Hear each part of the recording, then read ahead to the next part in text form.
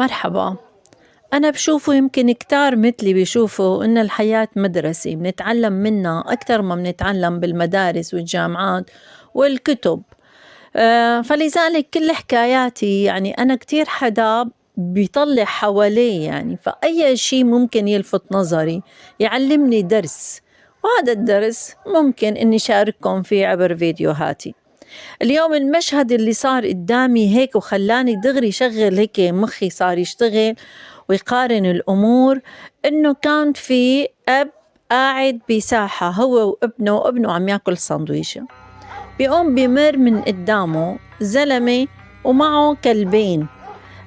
ماسكهم، طبعا نعرف إنه إحنا هون بأوروبا الكلب بينحط على رقبته يعني هيك رباط وبيكون ماسكها صاحبه يعني مشان ما يتركه يعني إنه يعمل أي شيء يعني يأذي حدا.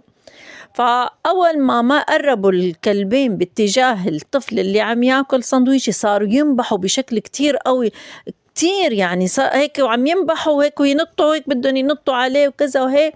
طبعا الأب دغري خاف على ابنه، صار حاول بقى إنه هو يبعده شوي. الكلاب صاحبهم كمان صار يحاول يبعدهم. هلأ الكلاب يمكن جوعانة، شمت ريحة الأكل، يمكن خافت من شي معين، يعني ما بنعرف تفكير الكلاب كيف ممكن يكون هو. بس اللي بدي أحكيه دور العقلاء، يعني الكلاب ممكن تهوج وتعوي وتهجم وتحاول تأذي وتعض الآخرين بدون سبب، بس لأنها ممكن تكون جوعانة أو خيفانة من شي معين يعني.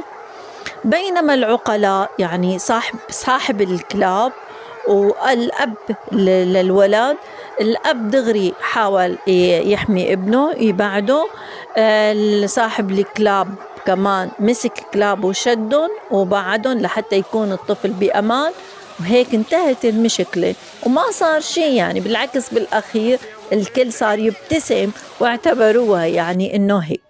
فأنا ما بعرف يعني هلأ هي القصة شو ممكن أنتوا تاخدوا منها درس، يعني اللي عنده كلاب يضبها يعني. ودور العقلاء لما بيكون في مشكلة بين ناس غير واعية عم يوقعوا ببعض يعني. أما لو إنه مثلا الكبار صاروا يتخانقوا وفلت الكلاب يعني بالتأكيد كانت صارت كارثة يعني.